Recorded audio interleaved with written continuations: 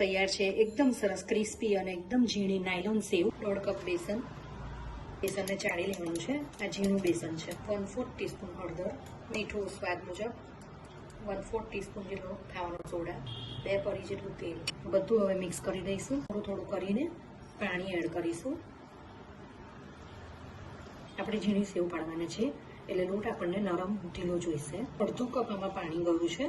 પછી આ રીતે એને 5 મિનિટ સુધી લોટને ફેરવવાનો છે આ સેવો પાડવાનો સંચો છે એમાં બધે તેલ લગાવી દેવાનું છે એકદમ ઝીણી 0 નંબરની જાળી છે એને પણ બંને બાજુએ તેલ લગાવી દેવાનું છે સંચામાં આ રીતે મેં જાળી અંદર નાખી દીધી છે બેસન રેડી કર્યું હતું એને આપણે સંચામાં ભરી લઈશું